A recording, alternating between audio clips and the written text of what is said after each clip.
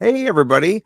Welcome to Wide Receiver 2 Theory. I am Scott Simpson, Nimble W Numbers on Twitter. And today I'm very excited to be joined by a local legend, a golf legend in the Maryland, D.C. area. I've seen him get several birdies. I'm not lying there. And he beat me in a putting contest, so I know he's really good.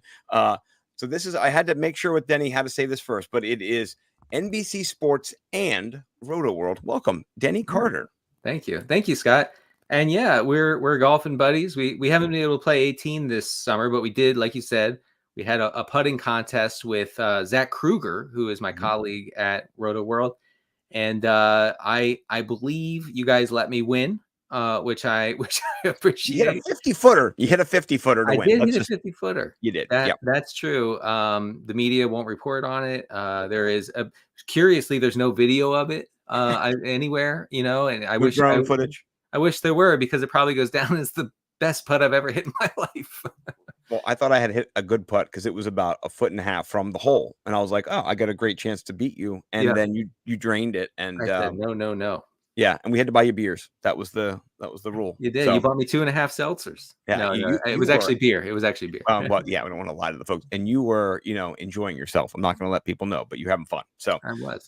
Well, I'm excited because here's what we're here for. We're here to talk about wide receiver 2 theory. It's a theory I came up with after I talked to JJ online about 5 years ago and asked him, had anybody looked at the average draft position relative to where people drafted wide receiver 1s on teams compared to wide receiver 2s, 3s, 4s, whatever it is. It's just the idea was that over the course of our drafting, in every year, not just 1 year, but every year, we overvalue wide receiver 1s and their ADP is inflated, and the secondary wide receivers on teams, their ADP is deflated, which creates value. And I've been kind of championing this theory, and you've seen some merit in it as well as have others. And so what we're going to do is we're going to kind of go through a couple things, teammate battles, some of the struggles that we've kind of seen in camp, and kind of get your expert opinion on it. So I want to be clarified for people. This is not wide receiver 2, meaning the wide receiver 13 through 24 in your draft. This is on a team. Right. And so just to clarify, in case people don't know, Denny does, and most folks do, but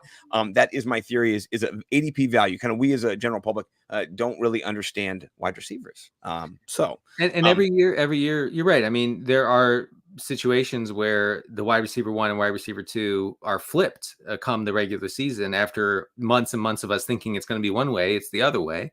And so it is good to identify those situations just from a process standpoint. Yes. And last year it was Mike Evans and Chris Godwin. The year before it was Mike Evans. I mean, they flip flop every year.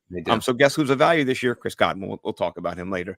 But let's jump into some teammate battles, and one that is kind of hot off the presses all the time. Brandon Ayuk, will he be traded? Will he not be traded? Him and Debo are right back to back, right in the 4-for-4 rankings. I do the composite rankings because I kind of want to see across the industry where people drafting. And right now they're at 15. For Debo, 16 for Ayuk. It kind of was switched before. It was Ayuk at head. Now it's Debo. So, what do you think about this matchup? And if they both are on the team and things go forward this year, they're both starting for San Francisco, kind of who are you targeting and how's that going to play out? Ayuk ran super hot last year as far as, downfield receptions, as far as, yards per route run, yards after the catch. That's part of his game, and that's baked into why people think he's so good. He is good. I tend to lean toward Debo there because of his usage. I think that he's less sensitive to game script a little bit, whereas Ayuk is kind of sensitive to the game script. I mean, unless the game is a close one or the Niners are trailing, which never happens, basically. Ayuk there's always a danger that Ayuk won't make the most of his limited opportunity. I hope that makes sense to folks. Now, I will say that there's a report out there right now from Ian Rappaport that the Steelers and Niners have a deal in place for Ayuk to go to Pittsburgh. Ooh, okay. I was just talking actually with Pat Doherty on the Rotoworld Football Show how if that comes to fruition, and who knows, we've been talking about this Ayuk trade thing for 8 months now. If it does happen, then I think Debo needs to be drafted certainly as a top 12 receiver in PPR formats. And then Ayuk, I mean, honestly, Scott, I would have trouble drafting him in Arthur Smith's offense, having to split, targets with George Pickens. So I guess right now, no matter what, I'm leaning Debo between those Yeah, two. I'm with you on that too. And um, Ayuk, I love his A dot 14.1. That's what you were kind of saying. They pull him out on those play action passes downfield. You're getting those air Right. yards. He almost had 1,500 air yards last year. And so Oof. if that does go to Pittsburgh, that's not going to Pittsburgh. That's not going No. to go to Pittsburgh with you at all. None of it. You got no air yards in Arthur Smith's offense. It's against the law. So Also, yeah, I mean, you look at like last year Ayuk's just raw pass routes, right? And you have him like around the I'm sorry, I had it here just a second ago and now I can't find it. You have him, I mean, outside the top 50. Yeah, 52nd in pass routes last year. He basically ran as many pass routes as like Rashid Shaheed, Trey Palmer, Alan Lazard. Now he made the most of them and he was hyper efficient. right. Can he carry that hyper efficiency over to the Steelers offense with Justin Fields and or Russell Wilson as his quarterback? My answer is no, but to what extent? I guess that's the question. Yeah, and if that would happen, that's a nightmare scenario for wide receiver Yeah. two theory. Like both those guys, Pickens, who now is being drafted as a clear wide receiver one on the team, they both just take a dent for sure. So kind of fingers crossed that does not happen. Right. But I'm leaning Debo as well, and you're the fourth iteration of the show, fourth episode of this little mini season, and the Debo trend. I'm on it. That's kind of where I've been leaning the whole time as well. So I like that. Let's talk about another battle that's not really a battle. We saw your tweet go viral, by the way. I love that, your little one play in, and Stephon Diggs already chirping at CJ Stroud. That was perfect, by the way. But Tank Dell and Stephon Diggs are within 3 or 4 picks of each other. And this is wide receiver 2 and 3 on the team because Nico Collins is a couple rounds ahead of them. How are you approaching Nico and Tank Dell and Stephon Diggs, excuse me. When you get there, Right. most people are fading Diggs. Are you on that kind of fade Diggs train as well? It's I would say that I'm fading Tank Dell more than I'm fading Diggs at this point.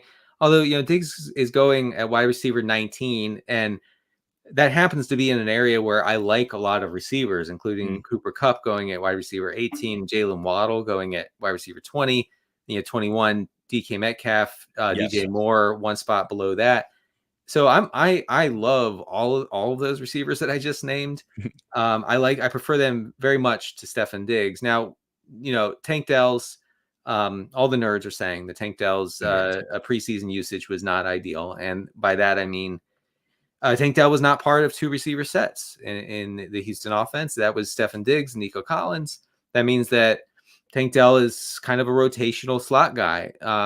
He has great chemistry, obviously, with CJ Stroud, and he is a productive player, and he's exciting. But if a guy is running only 60%, 70% of the routes, that's going to be an issue in the long run. So Yeah.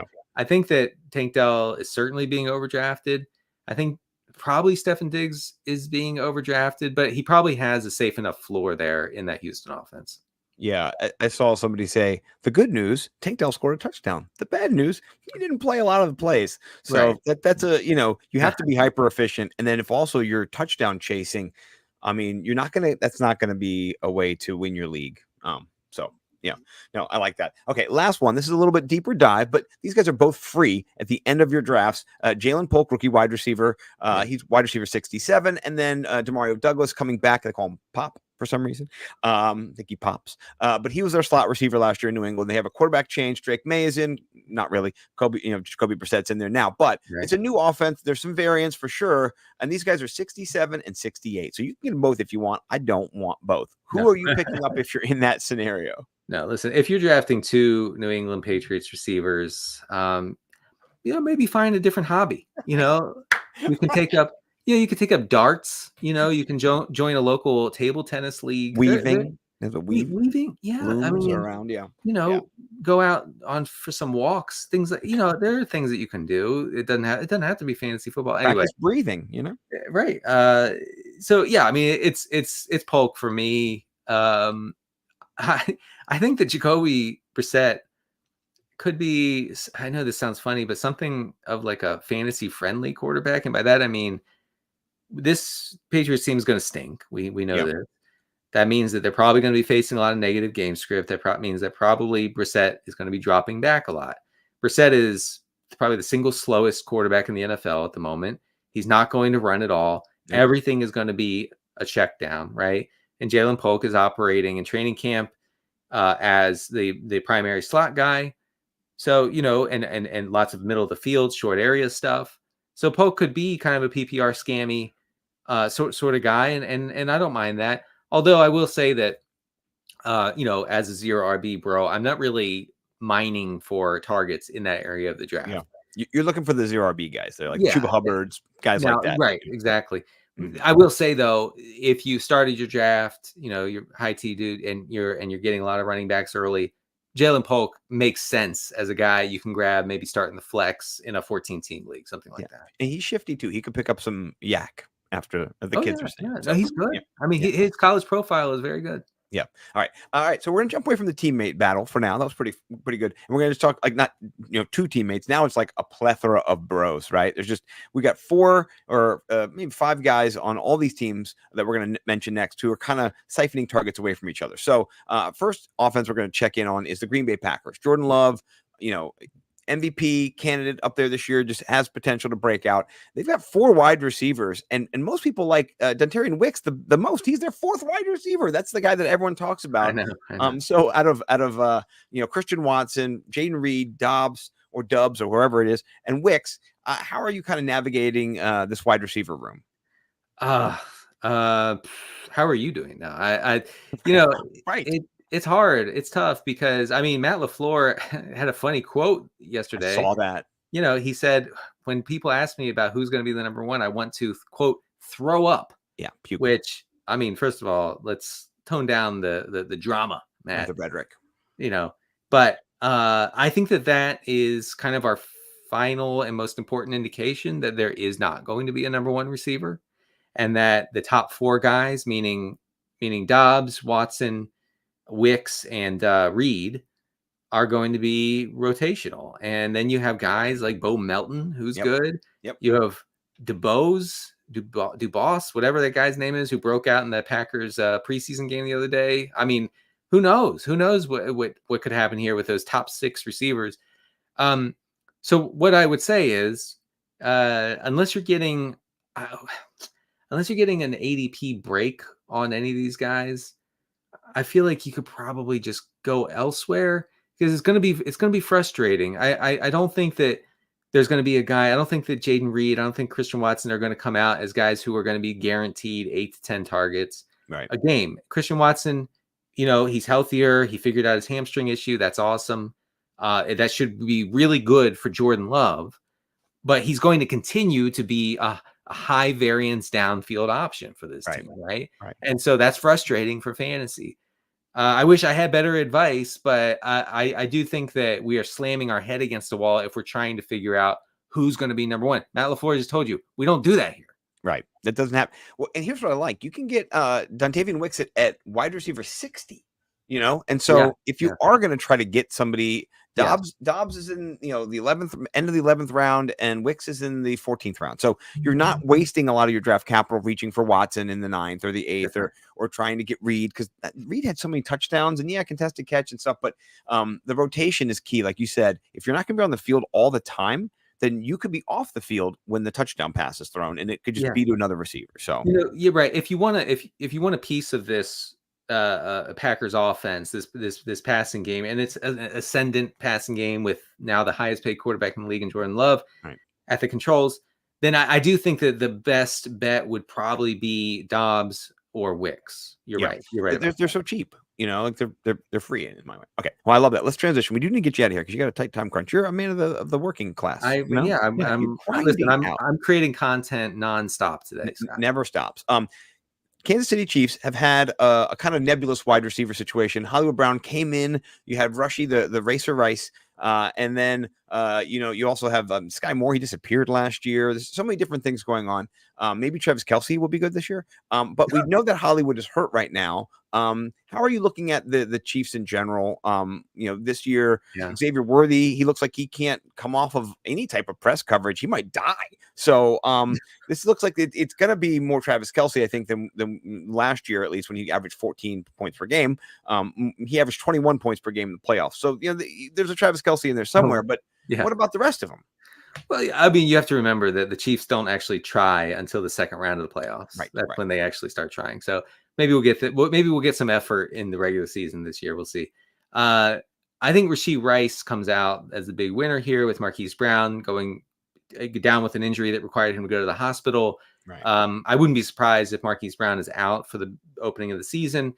The league has not interviewed Rashee Rice about his various legal situations. And so it appears that Rashee Rice is going to play the whole season. And that's big for a guy going at his ADP. I think if you bought the dip on Rashee Rice, you're going to benefit tremendously. I mean, I'm looking up his ADP. It's going at wide receiver 36 around Jaden Reed, the aforementioned Jaden Reed. I would take Rice happily over Reed.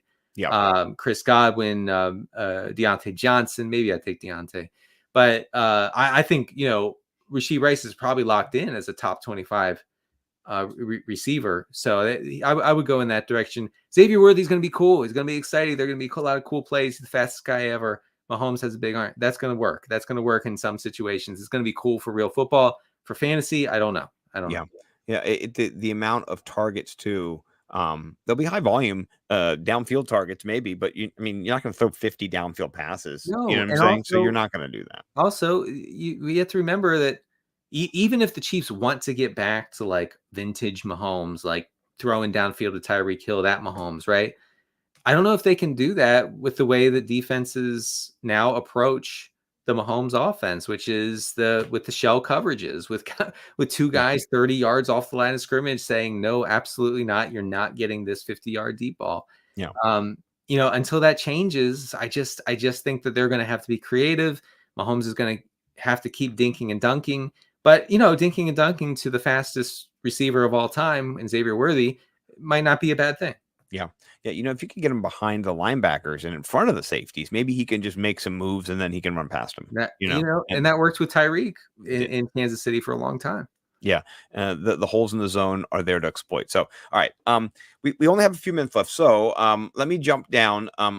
You mentioned a few wide receivers that you did like earlier. So I heard you mention Jalen Waddle and Cooper Kupp, right? So out of this group of Jalen Waddle, Cooper Kupp, Diggs is in there. You mentioned you weren't really going to get him there. And then Devonta Smith, besides Diggs. So out of Smith, Waddle, Kupp, who are you kind of more hopeful that you get at value right there?